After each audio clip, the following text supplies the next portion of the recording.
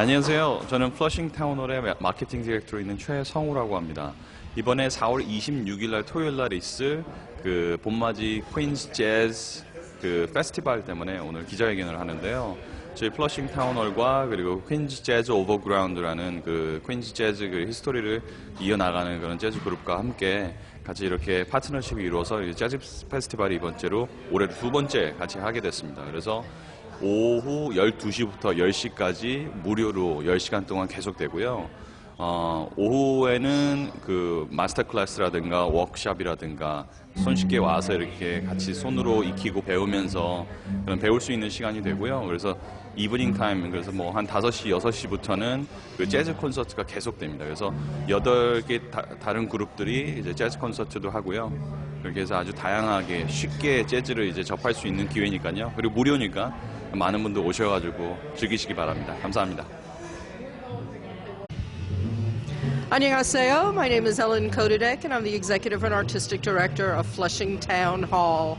We're here today to talk about the annual Spring Jazz Festival that is in partnership with Flushing Town Hall and members of the Queen's Jazz Overground. It's going to take place on Saturday, April 26th, starting at 10 o'clock in the morning, and it's going for 10 hours long. And best of all, it's free. So for people who love jazz or who are curious about jazz and want to learn more about this wonderful art form, how jazz has been changing over the last few years with all the immigrant traditions and music and rhythms that have come to New York City, please come and join us on April 26th to celebrate our second annual Jazz Festival in partnership with the Queen's Jazz Overground. Thank you. Hi, I'm Josh Deutsch with the Queen's Jazz Overground, and we're very excited to be putting on this jazz festival April 26th at Flushing Town Hall. We hope that all of you can make it out, and it's an all-together free day of music. We're going to have great stuff going on from noon to 10 p.m. This is Amanda Monaco. She's going to tell you a little bit more. We'll be having bands, both high school bands and middle school bands during the day from Queens. We also have 7 professional bands at night that are Queens-based musicians, and it's going to be a really great time, and it's free. It's all day, noon to 10 p.m. Hope to see you there.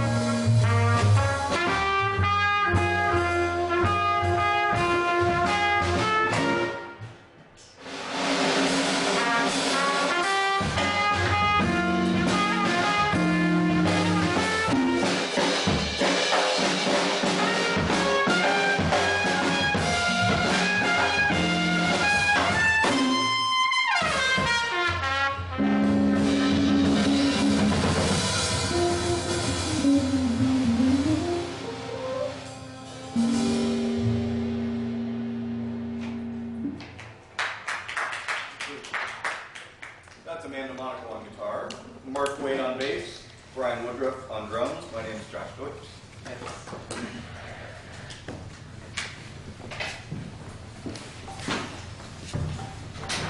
Good morning, ladies and gentlemen. My name is Ellen Kodadek, and I'm the Executive and Artistic Director of Flushing Council on Culture and the Arts. And we restored and we program and we manage beautiful, historic Flushing Town Hall on behalf of New York City. Flushing Town Hall has presented and supported jazz for over 30 years.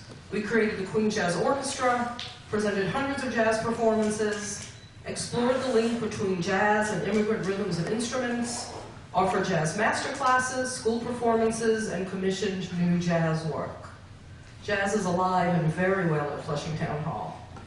Thanks to partial support from the Louis Armstrong Educational Foundation, we offer year-round monthly jazz jams to provide networking opportunities for jazz musicians to come together in Queens, allowing audiences to watch jazz being improvised with musicians, many of whom had just met moments before. Our monthly jazz clinics for high school students provide free instruction in jazz studies. Often we bring in guest artists to teach the clinic and to perform at the jams.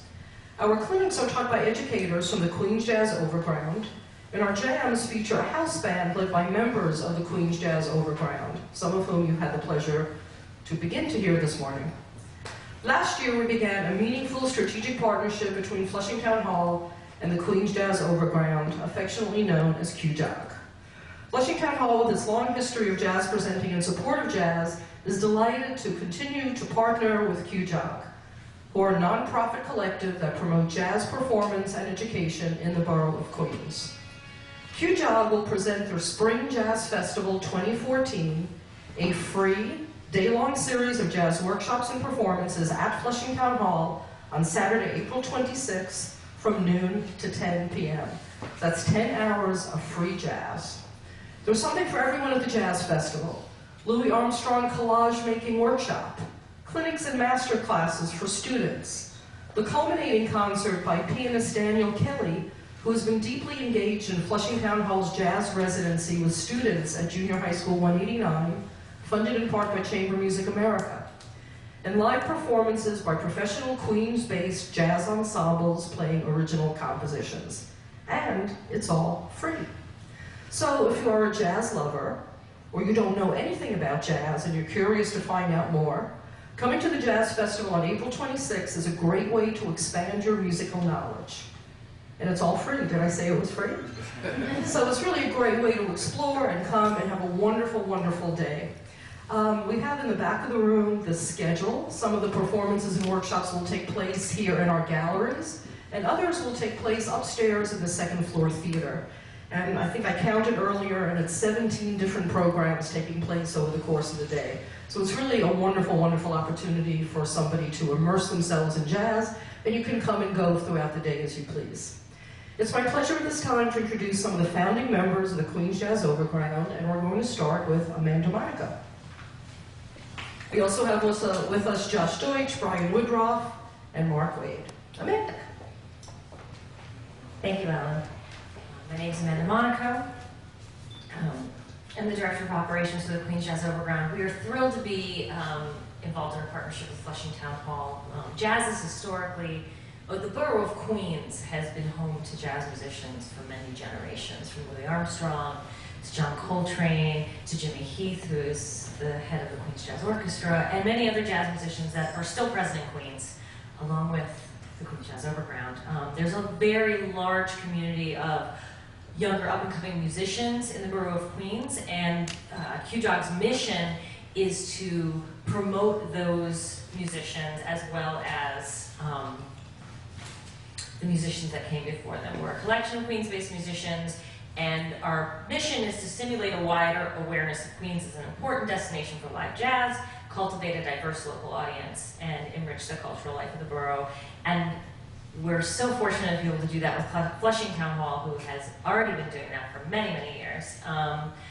As Ellen stated, we have the Spring Jazz Fest coming up on Saturday, April 26th from noon to 10 p.m., something for everyone. And as she also said, it is free, the only thing better than cheap. And to tell you more about that, I will bring up Josh Deutsch.